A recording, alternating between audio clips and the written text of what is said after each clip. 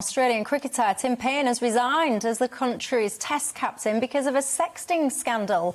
Despite being cleared of any wrongdoing, he stepped down just a few weeks before the Ashes series against England, as messages from the historic investigation were about to be made public. Now, it's been the greatest privilege of my sporting life to lead the Australian men's Test team. I'm grateful for the support of my teammates and proud of what we've been able to achieve together. For the disappointment I have caused to fans and the entire cricket community, I apologise. I will remain a committed member of the Australian cricket team and look forward with anticipation to what is a huge Ashes tour. Now, I have to say, watching and listening to that, it made me wonder, when or if, is there a line between your personal life and your professional one? Can it ever be possible to do something in your private life without it having an impact on your professional one? Should you always have to resign if you've done something that some people might perceive as wrong in your personal life? Andre? Well, I have to say to you, I think the big problem here is mobile phones. In the old days, what would happen is people would get absolutely drunk as a skunk in the evening, and then whatever they'd said would be completely forgotten in the morning. Unfortunately, computers and the internet and emails and text messages mean that these things are never, ever forgotten. Look, I've got to be honest with you.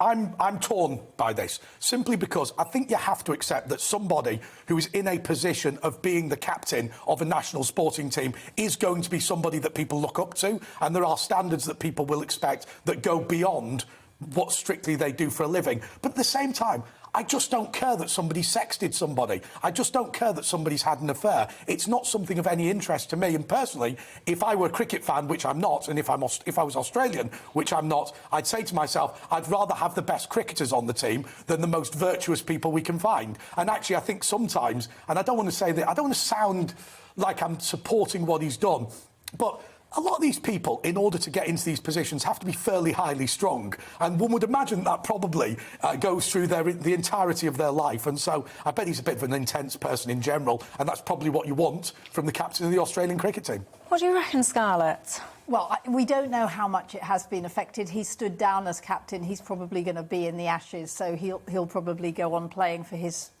country, so I don't think that matters. I think it does. I mean, if you think of... I mean, a number of MPs have had to step down because of very inappropriate texts that they sent. This guy said he apologised to the woman he sent it to. We don't know, but we might fairly soon, exactly what he said.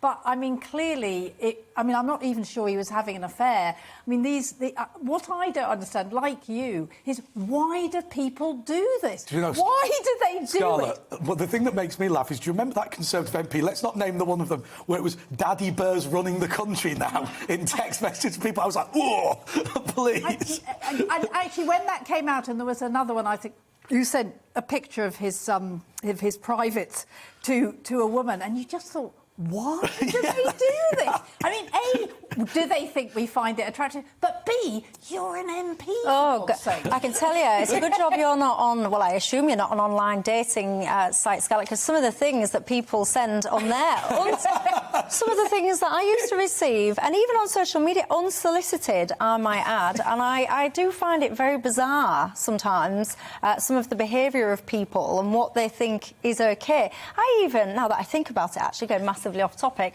one of our dear viewers we were talking about emissions, and he messaged into this programme with an intimate picture of himself, which I just found very bizarre. But this always worries us. But hang on, because I want to know James's thoughts, because I'm going to give away too many anecdotes and regret it probably. But James, your thoughts on the topic overall? Well, I'm afraid it was Jeff Bezos' private parts that got exposed. No, there were quite a few, actually. There is certainly not only You're one. You're obviously tracking it more than me, Scarlett, but I think that it's part of, you've got to set these things in context. Like you, Andre, am I interested in the team captain of Australia's cricket life, bonanza for top team, and what he's doing with sexting somebody who isn't his wife? No.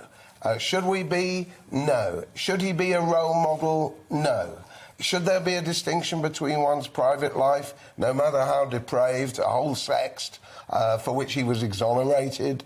But should there be a distinction between private life and public life? Yes. Do we need to preserve that distinction more than ever before? You betcha. Because if we don't, then we'll be turning the clock back to the medieval era where everything was public and nobody had a private life. Broadening it out, I guess, from sport, because this happens everywhere, this isn't just a cricket thing or a sport thing. Isn't there a case, actually, that if someone does display a complete lack of integrity, if they don't even have enough respect for their own family, then surely that does call into question the integrity of that person. And if the integrity of that person is somewhat lacking, then are they suited to a role in which integrity is required? I'm not talking about sport or cricket or this guy, I'm talking generally.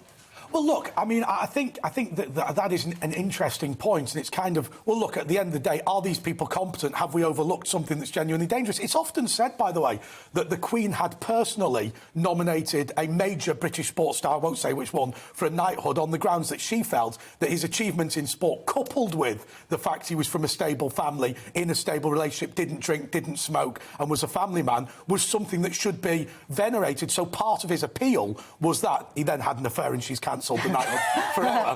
And in fact, whilst I don't want to defame anybody, you can guess the person who's never got a knighthood but probably would have done. But anyway. What happened to the old biblical criterion? I mean, I'm an atheist, but, you know, let he who is without sin cast the first stone.